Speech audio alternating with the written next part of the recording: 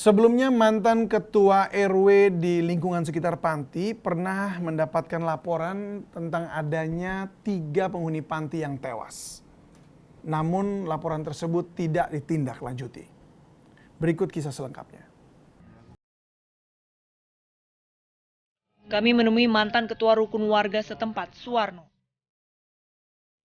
Dari pengakuannya, Zikli bukanlah satu-satunya korban yang meninggal di panti tunas bangsa. Ia menerima laporan, lebih dari 3 anak telah meninggal di panti asuhan sebelumnya. Kalau melaporkan yang kematian sama saya sudah 3 kali. Sudah 3 kali melaporkan kematian. Kematian, ada pesuruh dia kan, mana mengatakan lapor saya Pak, itu tempat Bu Ajahili ada orang meninggal.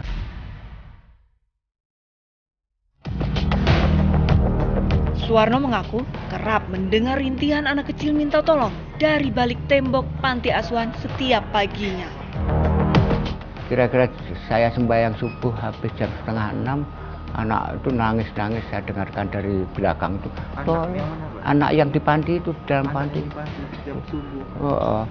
Tolong, aduh mama sakit, karena tolong mama. Aduh mama bapak, itu gitu. Itu hampir setiap hari Pak? Setiap hari? Iya hampir tiap hari. Seenggak-enggaknya seminggu itu tiga kali mendengarkan macam begitulah. Kenapa Pak? Itu diapain? Ya kan ada yang dibawa kemarin, ada sedia kayu kira-kira segini itu untuk mukuli dia.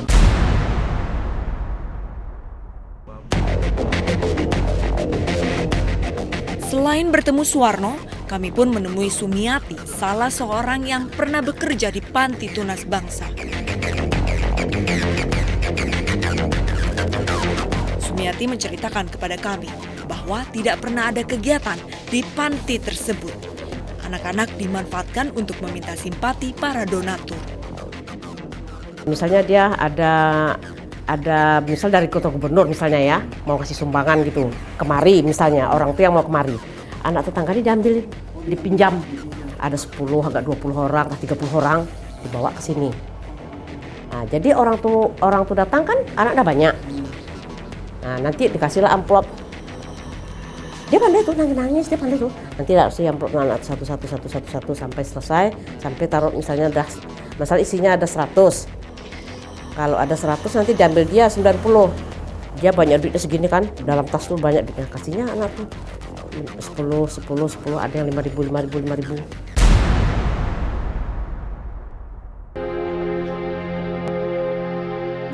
Sumiati pun sempat menerima perlakuan kasar dari pemilik panti. Kejadian ini bermula ketika ada donatur mengunjungi panti.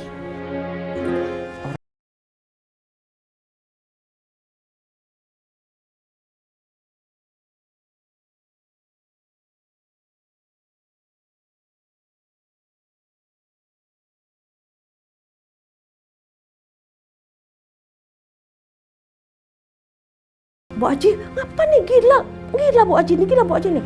Terus cekiknya terus kuatnya, dicekik terus. Terus saya berpikir saya tuh dalam hati saya kalau saya nggak bergerak kuat nih pasti saya mati.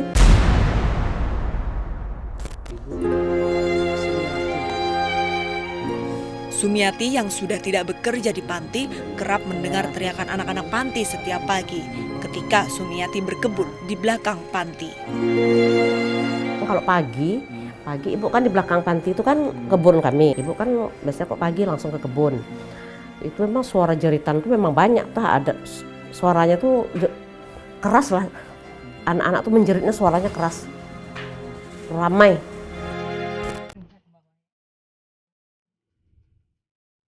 Selain panti asuhan anak, kami pun melusuri keberadaan panti tunas bangsa lainnya yang mengurusi orang lansia. Jalanan berliku beralaskan tanah harus kami lewati menuju panti penampungan ini. Ditemani oleh Nanda Tanjung, aktivis perlindungan anak Riau, kami menelusuri panti penampungan fakir ini. Di tempat penampungan ini, para penghuni makan, istirahat, dan buang air besar dilakukan di ruangan yang sama setiap harinya. Kamarnya nih. Ini dari belakang bang, kamar dari belakang. Ini satu ini berapa orang, Bang? 3 atau 4 orang paling banyak. Ini ruangan ukuran berapa, Bang? Ukurannya paling berapa ya? Paling 4 kali 4 kayaknya. 4 kali 4 diisi 3 orang. Iya, 4. Nah itu kan.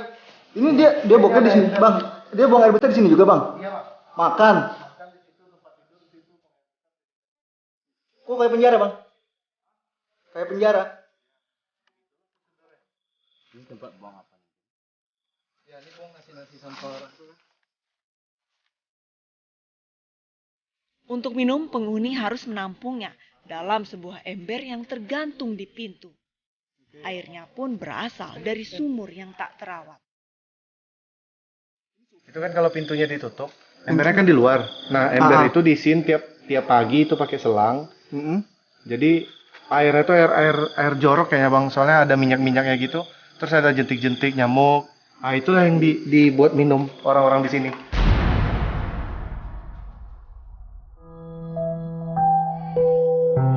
Miris melihat kondisi lingkungan sekitaran panti yang terkesan seperti penjara.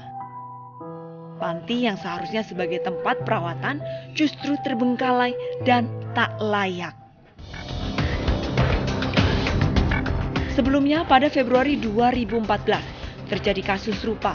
Pemilik salah satu panti asuhan di daerah Tangerang, Banten ditetapkan sebagai tersangka atas kasus penganiayaan anak-anak panti asuhan.